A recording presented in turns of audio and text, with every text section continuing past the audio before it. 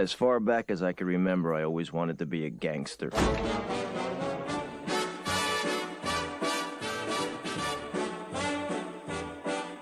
All right, everyone, welcome back to another episode of the Sleeping with the Numbers podcast. I am your host, Dylan, here with the other host, Pat.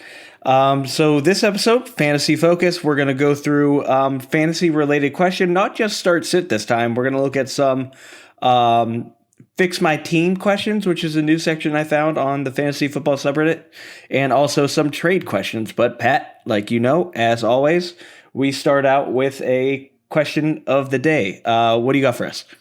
Yeah, so something that I've been thinking about, because I think after the first two games, people overreact a little bit. Who's a person that you're selling high, and who's a person that you're buying low?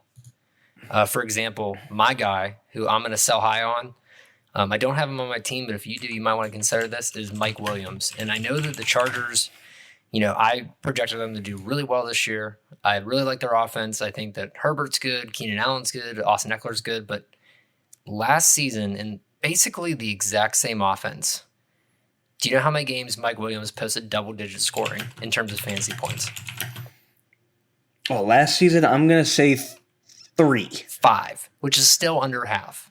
Oh, okay. So the fact that he has 2 games with 18 points for NFL fantasy scoring, to me, seems a little not flukish. I mean, I think he's always been projected to be a good player, but I don't see that going down the road, especially with Keenan Allen and Austin Eckler on the team. I could see Austin Eckler getting more touches, getting more passes out of the backfield, and I know that they haven't really been doing that to him this year, but I could see that transition happening, and Mike Williams not necessarily being a bad player, but just losing his potential in terms of trade value. Yeah, that's absolutely fair. And he's kind of a guy who always gets injured. He has big playability. He feels like maybe a more injury-prone Chase Claypool to me, a guy who can jump up, grab that ball, get a ton of yards in one chunk, but the injury probability is always there. So for my sell high, I went back and forth for a bit, and I'm going to go with Deebo Samuel. So Deebo has been fantastic to start this season. I believe he is a top 3 wide receiver right now. If he's not one, he blew up week 1 with Jimmy Garoppolo, had a fantastic week 2, was out there for 70-some% of the snaps.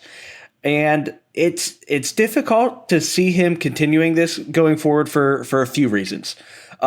Reason number 1, the San Francisco 49ers have always been a run-first team. And we know that because their running backs are always getting injured. So that it might be reason 1 why they are passing the ball so much. Reason 2 is Jimmy Garoppolo is still currently the starting quarterback, and they're winning games. So he will probably stay the starter there for quite a bit. But we all know there's a new face in town. And whenever they start losing games, who knows when Trey Lance is going to get the start. And when he does, is Deebo going to be the guy still? So I think right now it might be the peak of what Samuel's value is going to be at. It might be able to bump up a little higher with Jimmy G still starting. But once you start to get wind of when things are going bad in San Francisco, expect a quarterback change, because everyone knows Trey Lance is the future. Jimmy G is really just showcasing that he still has it so they can trade him. So Deebo's going to be my sell high. So flip side of that, buy low. Pat, who are you buying low? This is probably not a popular pick, mainly because he's been pissing a lot of people off lately, but I'm going to take James Robinson on arguably the worst team in football, and I'm going to tell you why. So 2020, he did not have a game where he had less than 10 attempts at rushing. So for the most part, outside of 4 games where 2 of them he went under 10 points and 2 of them he didn't play, he got over 10 points in fantasy, which is pretty good for a running back. This season, for whatever weird reason, Urban Meyer decided he wanted to tank the Jaguars, so maybe they can draft another quarterback and get rid of Trevor Lawrence with the way that he looks. But he's only had 5 and 11 rushing attempts, and I don't understand what the strategy is for Jacksonville. If you have a guy who proved to you last year, if the team sucks, he can carry the load, why are you not letting him do anything? So I think it's worth buying low in James Robinson because I think enough people are upset that he hasn't been producing that eventually the Jaguars are going to get to the point where they're going to have to start using him, or else they're just going to be the laughing stock of football. Yeah, I like James Robinson. I had him last year on a couple teams, and like he was productive because there was no one else there, and there's basically no one else there now. I mean, you technically have Carlos Hyde, and the only way Hyde gets any value for himself is if James Robinson went down. Right now, all he's doing is, taking away carries from Robinson, but hopefully they figure out Robinson is the much better back. I'm also going to be taking a running back for a buy low, and my running back is going to be Ezekiel Elliott. Now, this is another player a lot of people are pissed off at because the backup, Tony Pollard, is overshadowing him. He is getting a lot of points on big plays. But here's the thing. Zeke is still getting a ton of work. 11 carries for 33 against Tampa Bay, but that's against Tampa Bay. They do that to everyone. So there's really that's the excuse for him there. Against the Chargers also have a good defense. He had 16 attempts for 71 yards, 4.4 a carry, and a touchdown. He also had 2 targets and caught both of them for 26 yards. So he is getting the work. Not only that, he is outstaffing the so-called new star in Dallas, Tony Pollard, by quite a bit. Week 1, he played 84% of the snaps. Pollard played 24. Week 2, Zeke played 71.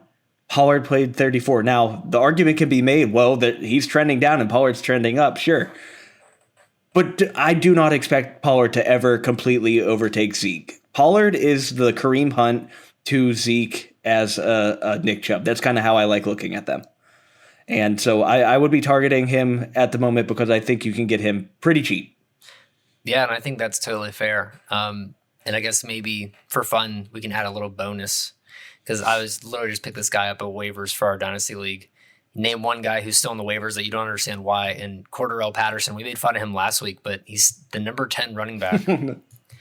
They play the Giants, Washington, the Jets, and Miami in their next 4 games. So if you have somebody who's on IR and you just need somebody to pick up for whatever reason, nobody wants to pick him up, and you just want to play him for the heck of it, just go for it. Because in NFL PPR, he got 21 fantasy points last week against the Buccaneers, who everybody thought was one of the best defenses in football, which I don't think they are now that we've seen them the past 2 games. But still. Yeah, that's completely fair. I have waivers tonight for a bigger league or bigger money league, and I am putting in about 30% of my fab dollars to try to get Cordarrelle Patterson because right now we have pretty much one running back, and that's Antonio Gibson, and he is also being overshadowed by the backup McKissick. So we need another guy in there to kind of help us out. All right, so let's jump into some of these fantasy questions. So like I said, we're not just doing start-sit questions today. We're going to be going through a few of these other threads on the fantasy football subreddit. So the first one we're going to take a look at, it's called Fix My Team. And basically what this thread is for, you post your team and you say, okay, what can I do better? How do I fix my team? How do I improve it? Do I need to drop people? Do I need to trade away people? What do I got to do? So we're going to run through these and see if we can help these guys out. So first question here. I feel like I have a great roster on paper, but this is my only 0-2 team. It is a 12-team half-point PPR. So, Pat, we're familiar with that. That's what our current league is. So at quarterback, Dak Prescott. That's okay. Solid start. Running back, Saquon. A little rougher. Running back, Joe Mixon. That's good. Wide receiver, Devontae Adams. That's great. Wide receiver, Chase Claypool. Hit or miss. Flex, Swift. Awesome. Flex, Edmonds. Okay. Not terrible. And then on the bench, he has Will Fuller, Devontae Parker, Michael Carter, Tony Jones, Quintez Cephas, and Brian Edwards. Excuse me. I feel like I have a good team, but I'm waiting for it all to come together. Should I be worried? I definitely feel like wide receiver 2 is my weak point. advice, Pat? What do you got? I'm going to say definitely wide receiver 2 is your weak point because you have a lot of guys who are very hit or miss. I mean, we talk about Chase Claypool all the time, and his, I wouldn't say inability because he's a great athlete. He's a good football player, but just his inability to like consistently get you those over 100-yard games that we expect of him, because he doesn't go for the ball aggressively for whatever reason. He doesn't make the plays that, like, when you're looking at him, you're like, this is what you should be doing.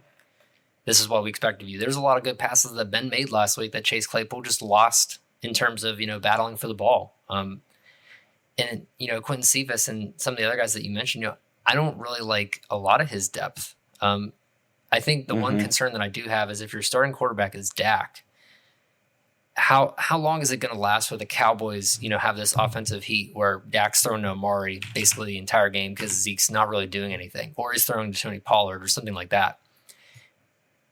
On one of my leagues, I'm actually trying to get rid of Amari Cooper right now because I think he's another person you could sell high. Not that he's a bad wide receiver, but in terms of, the Cowboys offense, I don't see it being this, offensive gunslinger type of like attack like it's been. And for me, I think that the team sounds good on paper because you have a lot of guys who are high profile names. But if you really think about it in terms of, who are the players that are consistently performing, not a lot of those guys truly are.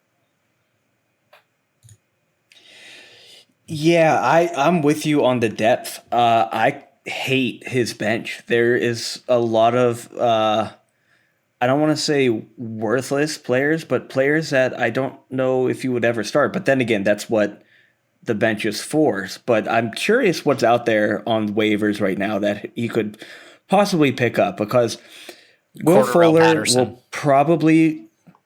Yeah, that might be a fix here. But then, okay, if you pick him up and he's in the running back position, you're not starting him over Mixon, probably not Swift. So Saquon or Edmonds, most likely Edmonds. Yeah, I think that's fair. Or you just kind of stash him in case one of those guys gets hurt, because we have seen DeAndre Swift already have injury problems early, and we know with Saquon, I mean, he's not really being the number one running back that we expected. So who's to say that he doesn't come out with like something wasn't feeling right the whole time, I wasn't back to being myself.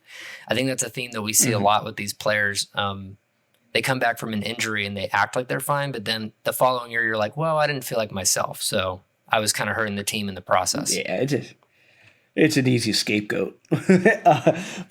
But yeah, you got to look at waivers for trades. Who could we trade away to get, maybe some more depth? So I think his wide receiver one, Devontae Adams, is obviously should be the number one receiver in football once the Green Bay Packers get moving again. So honestly, if you want to move him and maybe try to get some running back depth, because you don't have any. You have Michael Carter. That's not good. If Saquon, Edmonds, Swift, Mixon, those guys go down, you're kind of, shit out of luck. So I would maybe try to get a more top tier running back just to kind of bring it all together. But I don't think his starting lineup isn't terrible. I feel like the teams he played that he lost to might have just, had a good week, and he just had bad luck. Yeah, like I said, I mean, we know that last week Dak didn't really do anything. Chase Claypool didn't really do anything. So he might have had a case of, well, three guys, are the number one players in their position while everybody else on the team fails. I'm currently going through that on one of my Yahoo teams where I have Josh Allen, Stephon Diggs, Deontay Johnson, Nick Chubb. Like, I can keep saying names. Everyone's like, yeah, this is a solid team, but I'm 0-2. I got blew out by 70 points week one because for whatever reason the matchups didn't happen. Yeah, and sometimes that's all it is. The best advice we can give is stick with it, because a lot of people who, start the first couple weeks winless, they just quit. They don't play, and let those guys not play. Take over and keep playing, keep making moves, improve your team, and people are surprised how often they can come back and be a playoff contender. So, go through another team here. So this guy has a 12-team, half PPR. So again, something we're very familiar with. Quarterback, Lamar Jackson. Running back 1, Alvin Kamara. Running back 2, Chris Carson. Wide receiver 1, Allen Robinson. Wide receiver 2, Debo. Tight end, Tunyon. In his flex, it looks like there's... I'm assuming there's 2 flex positions. He just kind of...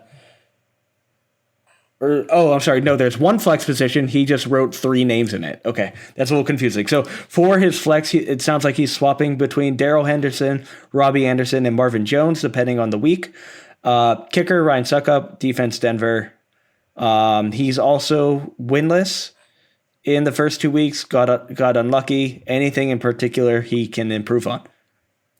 I think this is kind of the opposite of the first team. I kind of like that bench. If your flex includes Robbie Anderson and players of that caliber, that's pretty good. One thing that I kind of didn't really cringe on, but like it definitely seems like tight end is where he's lacking, because I don't have anything against Robert Tunyon. I know last year he kind of had like a coming out party and he did really well, but I think that we know the Packers offense, something's wrong. And it seems like from when they played the Lions that Aaron Jones and Devontae Adams are basically going to command targets. So it may not be last year where Robert Tunyon has the ability to get open. It just might be something to look into. So maybe if it was me, I'd try to trade some of that flex depth, try to go after a tight end who may or may not be available in that league. So, trying to think of some guys off the top of my head, like if Tyler Higbee's still available, Dawson Knox could be available, Jonnu could be available, Cole Kmet could be available. These are all guys that are still probably in waivers. Another one, David Njoku, but you never know. You could try to get one of those guys out of waivers or try to trade Robert Tunyon in a flex guy and try to bring in someone a little bit better. You're not going to get Darren Waller. You're not going to get George Kittle, but who knows? Yeah, I'm looking at the rankings now. Tunyon is right outside a tight end 1 position. He's currently sitting at tight end 13 with 17 points with an average of 8.5 per game. So, yeah, I think... I guess it depends on who we think he can get. Kittle's only in the tight end 12 spot. We didn't talk about Kittle might be another guy you can buy low on. Yeah. Because he isn't really performing. He's not getting receptions. For me, he has one of the guys I talked about the sell high on with Debo. I think you can get rid of him and improve your overall team. You might be able to even trade away Kamara if you want. I think he's a little lower in value at the moment, just because that team is super confusing to try to predict. But Kamara has his name behind him, so there's no reason you can't get rid of him and get something solid out of it. The other guy who's probably a sell high is Lamar Jackson. He's been great.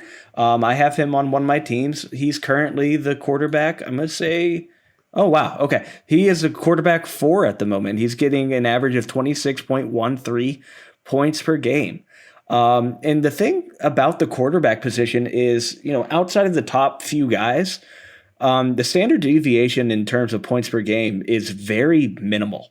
So if you want to trade away Lamar Jackson and bump up at wide receiver, maybe you go after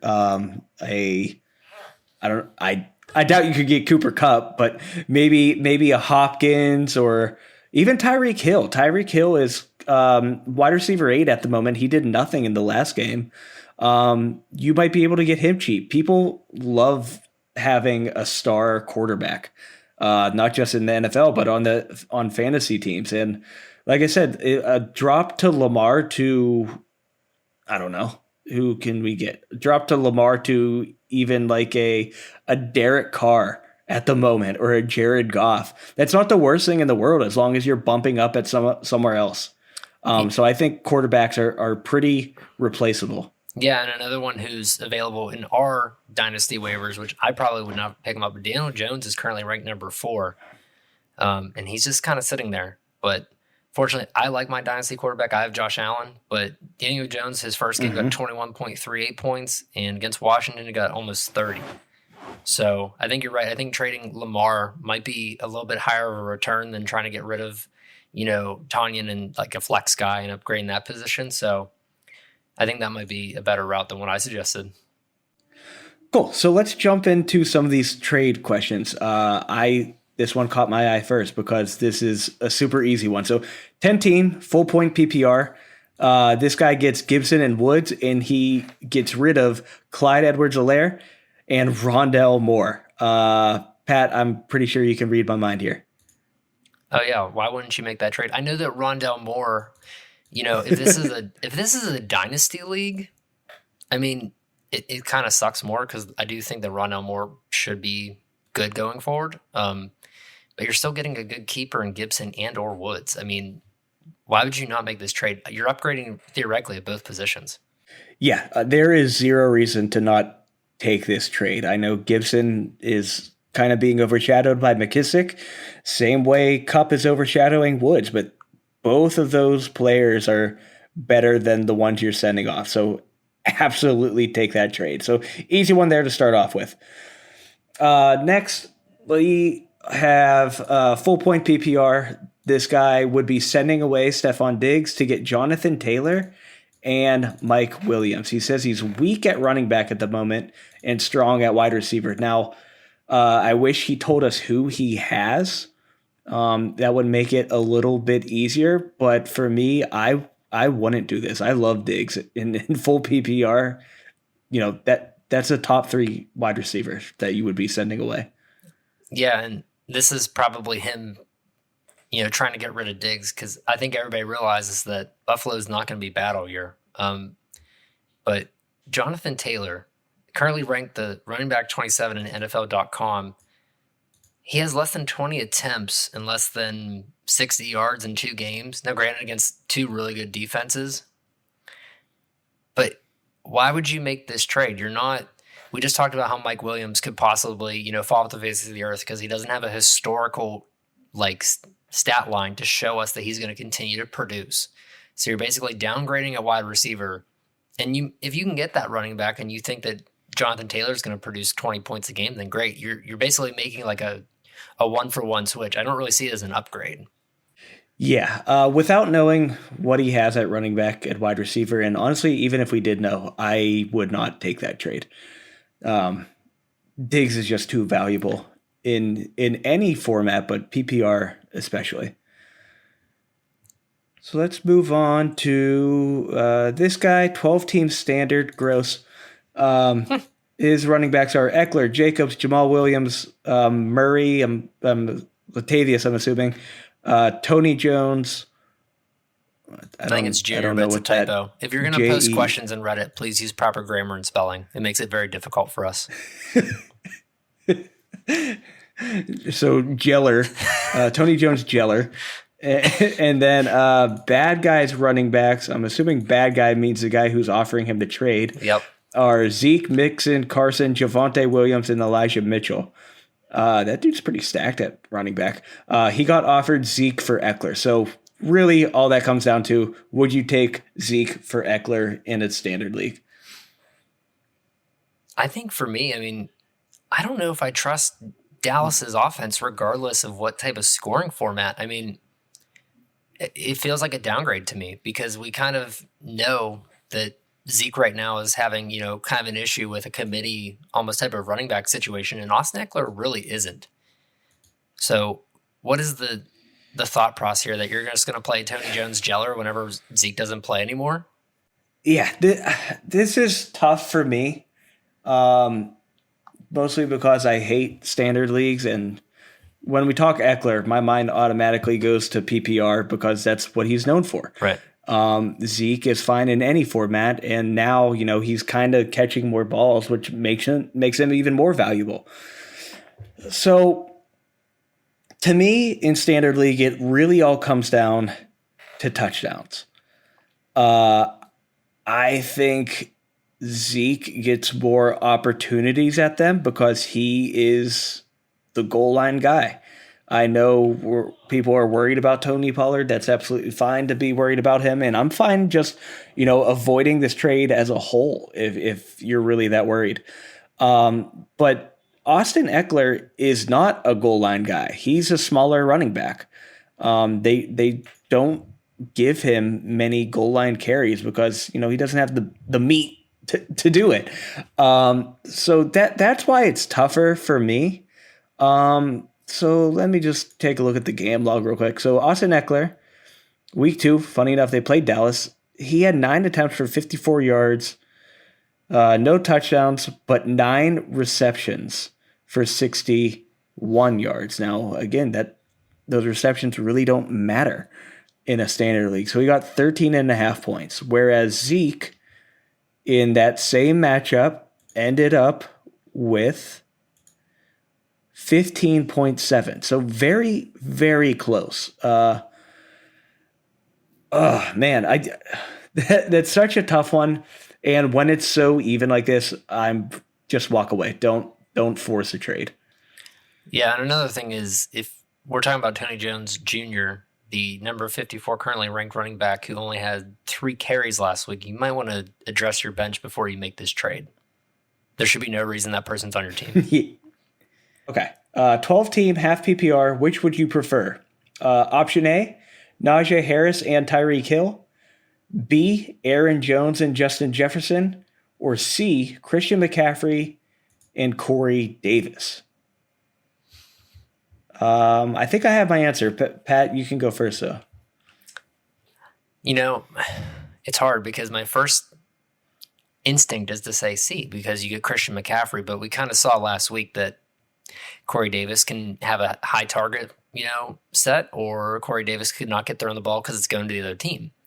I think if you're looking for the most consistent and the safest one, it might be Aaron Jones and Justin Jefferson because we know that Aaron Jones is going to be a big part of that offense, and Justin Jefferson is going to get a lot of targets from Kirk Cousins. If you're looking for the best player, definitely option C. And if you're looking for maybe the highest potential, option A. I don't trust the Steelers right now. They broke my heart again against the Raiders. I don't trust Najee Harris to get this to make it past the point where he's not anything more than keeping someone for dynasty. I do like Tyreek Hill, but we talked about he didn't do anything last week. So I think if you're picking the safe pick, I'd go with B of Jones and Jefferson. Yeah, that's where my mind was as well. I think for consistency, Aaron Jones and Justin Jefferson are probably the best bet, but this might depend on the rest of your team. If the rest of your team is safe, maybe you don't care about the weekly ups and downs of Corey Davis. And then you get the massive ability of Christian McCaffrey, who can at any time put up 35 plus points on a given week. So personally, without knowing more context, I agree with you, Pat. I like B, Aaron Jones and Justin Jefferson. And let's do one more of these trades. Scroll. I'm not doing another standard question. Okay. 12-team PPR. Trade away Chris Carson and Brandon Cooks. Get Nick Chubb. Why wouldn't you do that? Exactly. So few reasons there. One, Cooks lost his quarterback with Tyrod. Tyrod was looking fantastic with Cooks, or I guess I should say that the other way. Cooks was looking great with Tyrod. Chris Carson, technically is a running back one. He's very injury prone, which is what, this other comment is saying below. Nick Chubb is fantastic. I talked about it in the machine learning model episode where I think the Browns have the best run game in the league at the moment. The 1-2 punch of Chubb is dangerous. They have a great offensive line. And because they're able to substitute Chubb with Hunt, yes, that takes away some opportunity from Chubb, but it also prevents him from getting banged up from being on every single play. So that's a positive for Nick Chubb. So yeah, I'm with you. Go get Nick Chubb. Yeah, and comparatively, Nick Chubb and Chris Carson have the same amount of rushing attempts. However, if I'm thinking about it, you're picking, like you said, the number one workhorse guy for sure, Nick Chubb. And the fact that Nick Chubb can still be the number one workhorse guy with Kareem Hunt behind him just shows you how much better he is. Because do you remember a couple years ago where people were talking about how Chris Carson may not be the starter for the Seahawks anymore because he's always so injury prone. And when he does play well, it's never like, I got 30 points, I got 25 points. It's always like 15 or 16. So he's a good, consistent option. But you're guaranteeing yourself an elite running back for what I see is, you're winning that trade by getting Chubb. Yeah. So Carson's the guy until he goes down, which is bound to happen, honestly. You can listen to the injury show. We're going to record it this Friday, and we'll probably talk about Chris Carson then. Yeah, I don't even know if he's on the injury part, but yeah, we should probably just be ready. Cool. So good segue talking about running backs. We're going to go into the stardom sit-em questions now, starting with the running back position. So I'm just going to randomly scroll. That's not a starter question. Okay, full point PPR pick 2. Tyson, I'm assuming Tyson Williams for the Ravens against Detroit, Antonio Gibson versus Buffalo, or Josh Jacobs versus Miami. I didn't think Josh Jacobs was playing. But regardless, I probably wouldn't pick him anyways. I'd still probably pick Tyson Williams. And the reason is that Josh Jacobs is coming off an injury. And when he does play, he hits a lot of touchdowns. But, I mean, if I'm the Raiders, I'm not really going to be worrying about that too much. Like, why would you risk him in a situation where you should blow out the Dolphins? The only difference would be if Derek Carr didn't play, Josh Jacobs did, it would probably go running game solid because we know for a fact that Nathan Peterman, the pride of the University of Pittsburgh Panthers, will not be leading that team to victory on his own. So I'm going to take the Ravens rushing attack against a pretty bad Lions defense and then one play Antonio Gibson because, like you said, he's being overshadowed by McKissick and you're playing a really good rush defense. So who were the two you picked? I'm sorry. I guess for me, I would have to pick Tyson and Gibson just because I don't think Jacobs is going to play. Yeah, that's fair. And you brought it up already. Listen to the injury podcast. We'll talk Jacobs there. As of right now of this recording, Jacobs did not practice on Wednesday with that same toe ankle injury.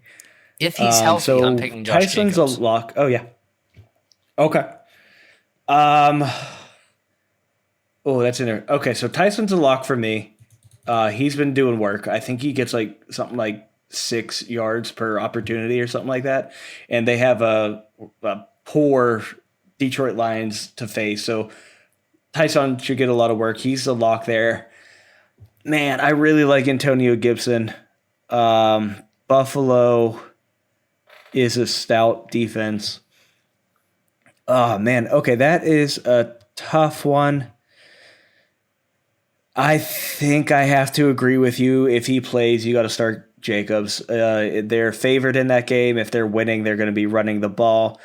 I guess the other thing to consider there is if they are winning by a lot and maybe Jacobs is only like 80%, they might just sit him. Right.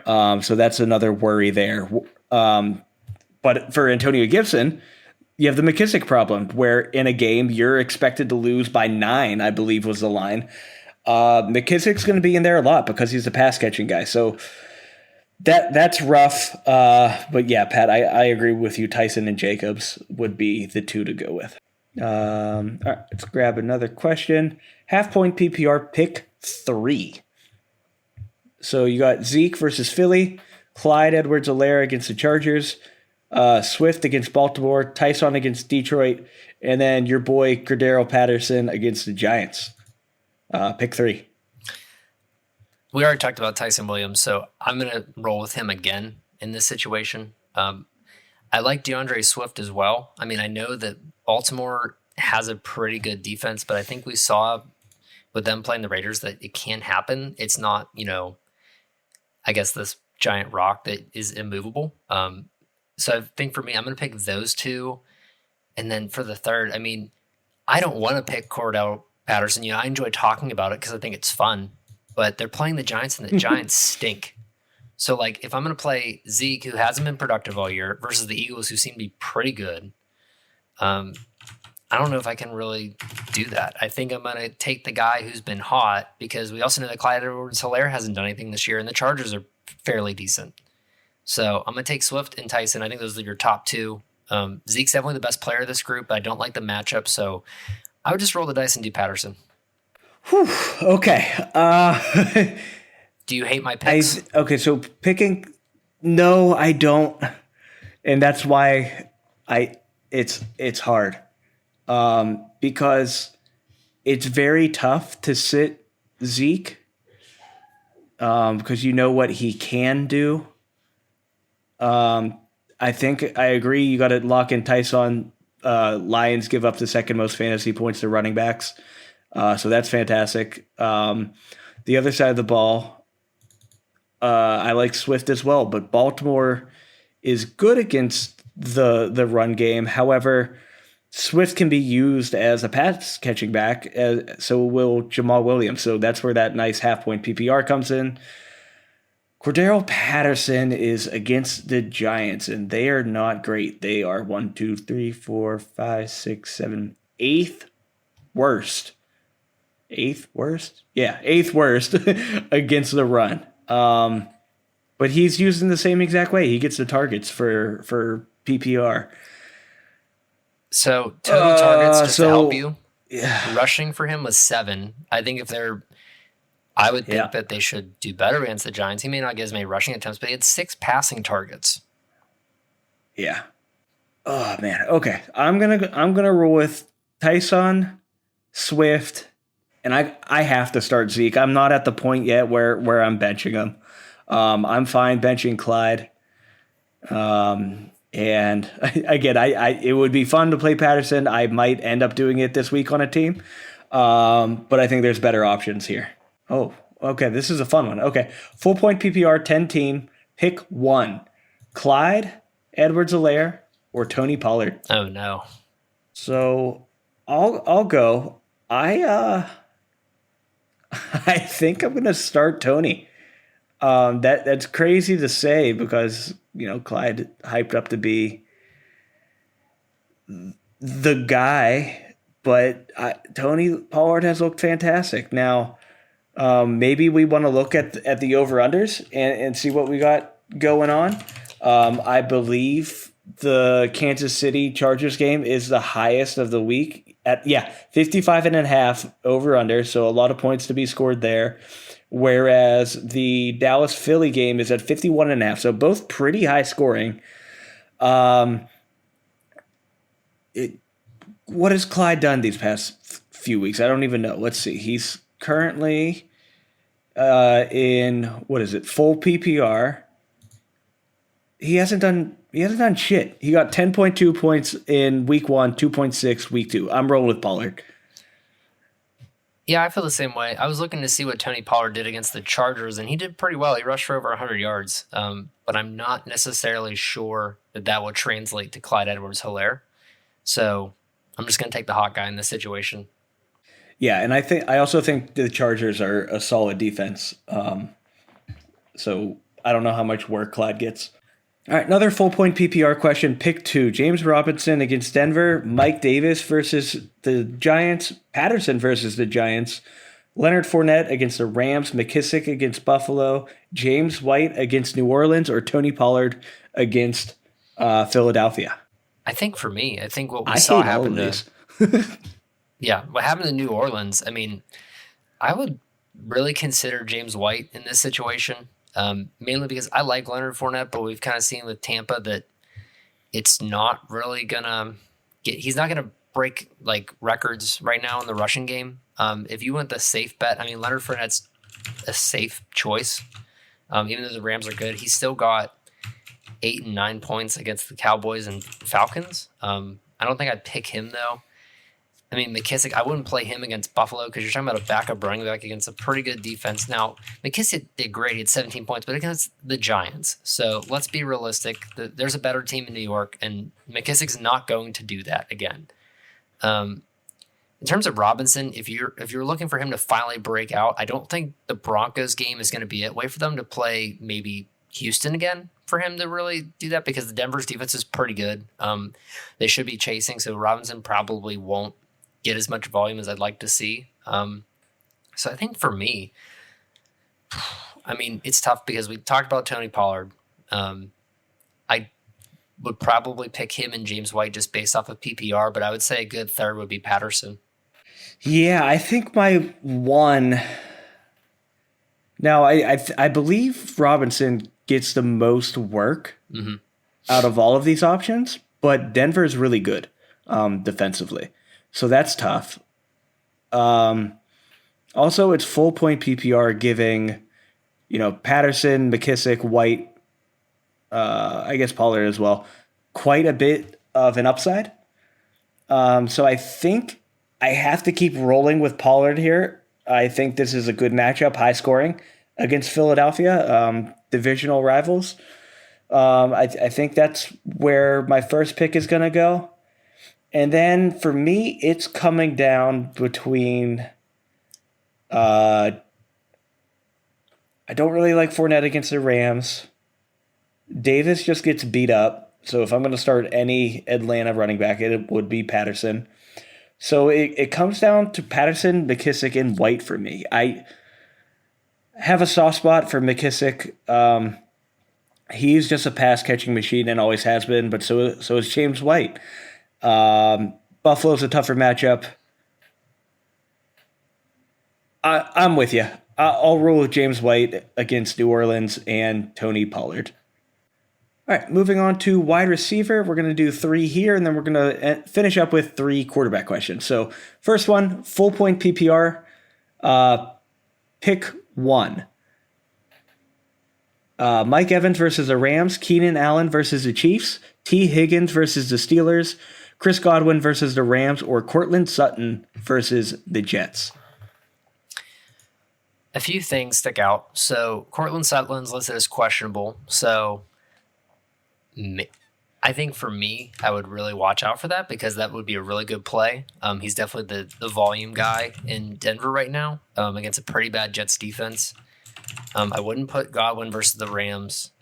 I would consider T. Higgins against the Steelers if Joe Hayden doesn't play because we saw how bad, Oakland kind of threw all over Pittsburgh with their backups. So I would consider that as well. Keenan Allen is probably the safest bet if you're looking for someone who's going to receive total volume, who's not actually listed on the injury report right now. I wouldn't play Mike Evans either. So I think for me, if you really want to pick the guy who's probably going to be the safest play, I'm going to do Keenan Allen, and then I would also consider T and Sutton as well. Yeah. This one was pretty easy for me. I like Keenan Allen. He gets a poop ton of targets. So let me just take a look at his target stats here real quick. So game 1, 13 targets. Week 2, he had 8. Over 100 yards in each of those games. So for full point PPR, he's gotten you 19 and then 14.8 points. And this is going to be a shootout. They're going to have to keep up with Kansas City. They're going to be chucking the ball, and Herbert knows to throw to his star wide receiver. So Keenan Allen would be my pick. My second would probably be Sutton if he's healthy. I think the Bucs have a tough matchup with the Rams. But either way, that's going to be a fun game to watch. So Allen's a pick for both of us, it sounds like. Okay, another one here. 12-team full point PPR again. Hollywood Brown at Detroit or Julio Jones versus Indianapolis. I think for me, this is tough because you're taking the guy who's definitely the proven veteran in Julio. I do think he's a little bit tougher of a matchup, so I think I'm just going to go with the Ravens because I think they're going to go all over Detroit. I'm going to take Marquise Brown. Yeah, and I think I'm going to go opposite here. I think I'm going to go Julio. He showed up last week against Seattle in a close game, put up 128 yards on 6 receptions. No touchdown, but he doesn't get touchdowns. That's not his thing. So I'm going to roll with Julio Jones for full PPR. I think that's good. I just don't think they passed the ball enough in Baltimore. And kind of like you said, if they're going to be beating up on the Lions like everyone expects, they're going to be running the ball and running out that clock. So already a small pie to eat from in Baltimore. And I think, having an easy matchup like this only makes it smaller. Okay, final wide receiver question. And let's see, let's scroll down quite a bit more. Pat, I'm refusing to do standard scoring questions anymore. I'm done with them. That's fine. You're welcome to boycott. All right, so big one. We have a pick 3. Again, it's full point PPR. Calvin Ridley. They don't have the matchups here, but I'm Calvin Ridley. Atlanta Giants. plays the Giants, I believe. Yes. A.J. Brown plays the Colts. Justin Jefferson, the Vikings play Seattle. Seattle? Oh, yeah. Rondell Moore for Arizona plays Jacksonville. Cortland Sutton plays the Jets. He put Rondell Moore there twice. Okay. And then Brandon Ayuk, we don't even have to talk about him because he's not getting picked here.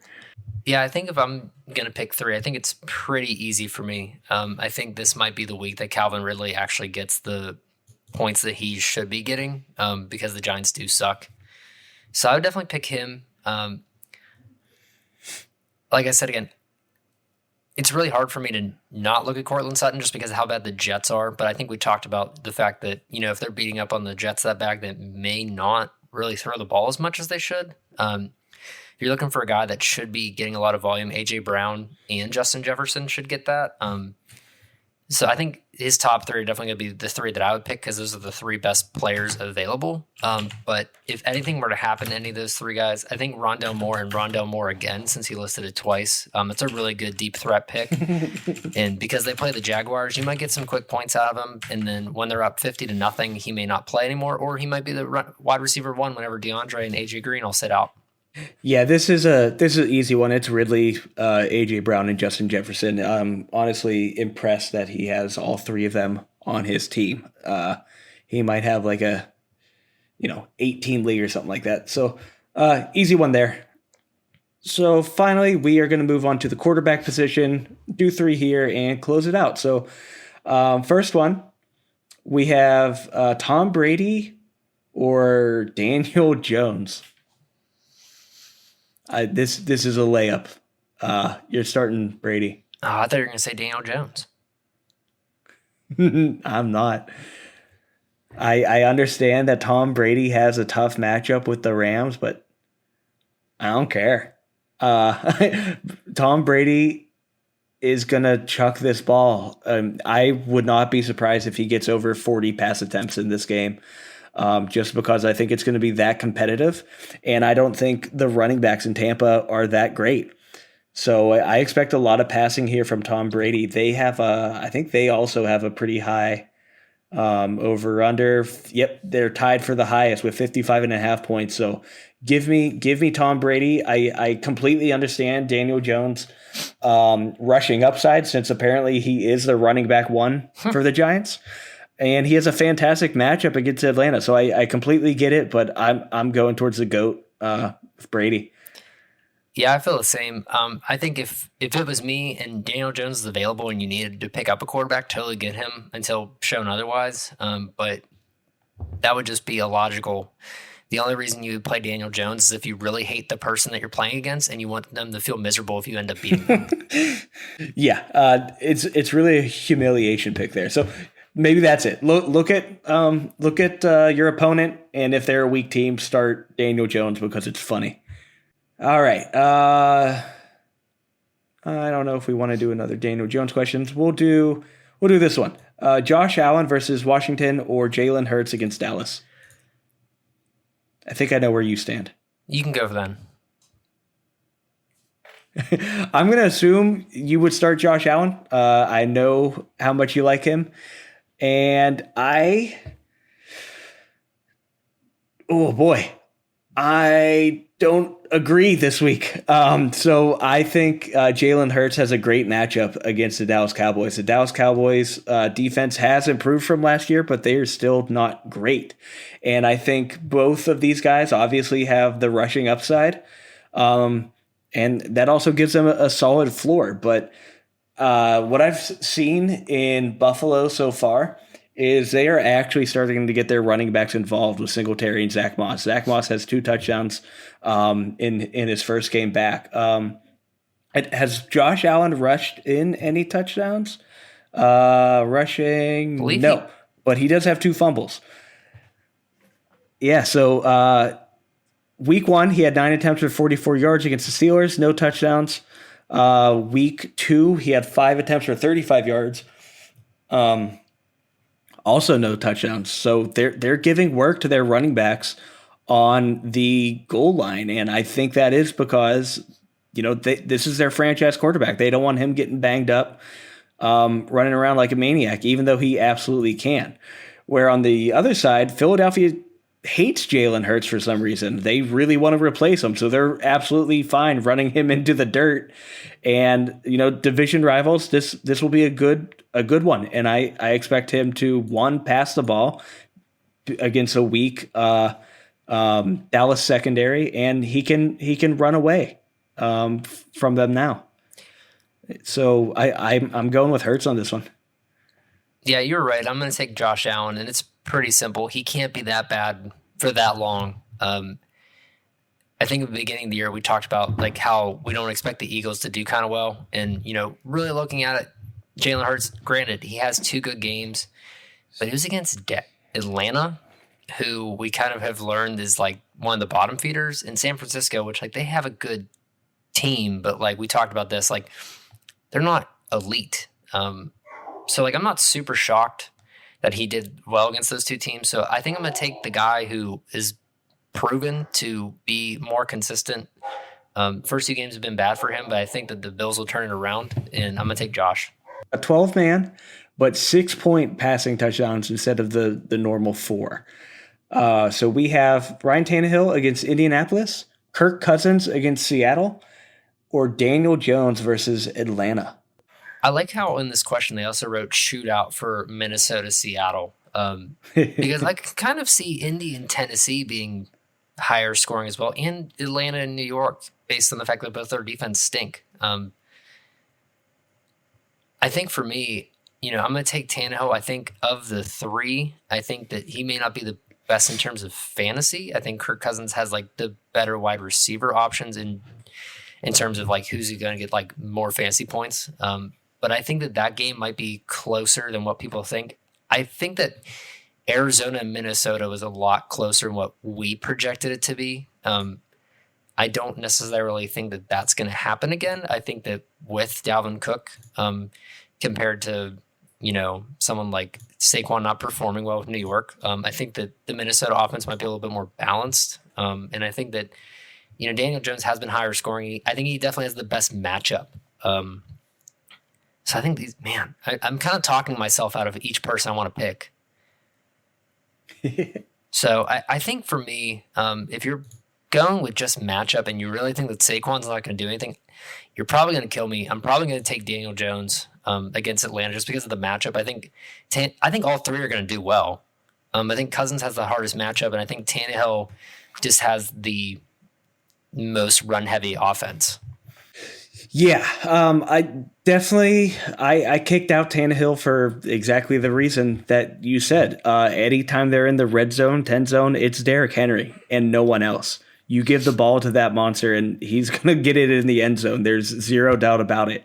And if it shows in the stats, it shows in the box score. Tannehill has only passed for 1 touchdown, and that was in week 1 against Arizona. He also did rush in a touchdown, so maybe giving Daniel Jones a run for his money, pun intended.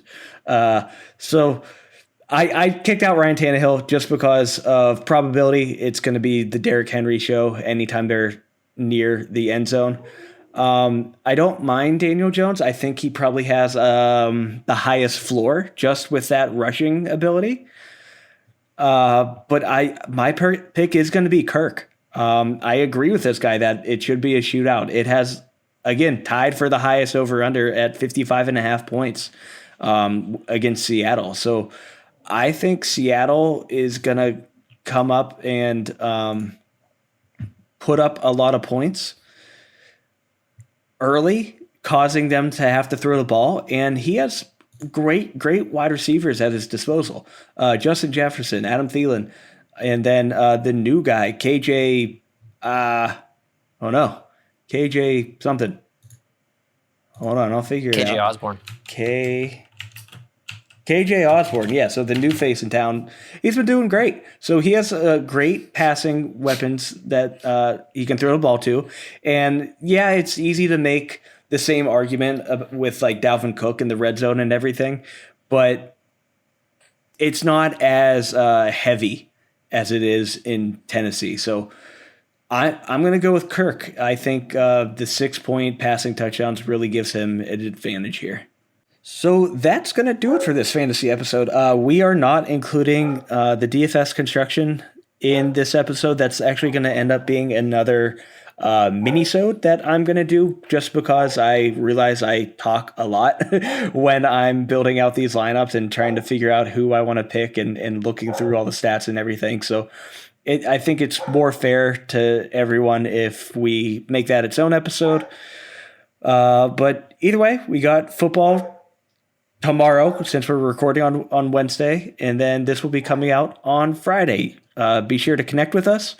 We are on, we're everywhere. We're on Twitter, SWTN_podcast. We have a website, sleepingwiththenumbers.com. We have an Instagram, sleepingwiththenumbers. YouTube, you can search for us at Sleeping With The Numbers. And then we have a TikTok, which is also just at Sleeping With The Numbers, correct, Pat? That's correct, and that's where you can see my dog, could be a pit bull, could be a boxer, some type of mutt, we're not really sure, but she's undefeated in picks, and she's keep pounding Carolina Panthers to destroy Houston. Yeah, I love it. Our puppy to picks are really the driving force of this show. They are much better at picking winners than we are. Both Barkley and Scout are undefeated. Nash is just a puppy. He's only a few months old. He doesn't know any better yet, so we don't count it against him. So please check out our puppy picks on TikTok. They will also be on our YouTube in the shorts section. Thanks for joining us. We'll see you next time.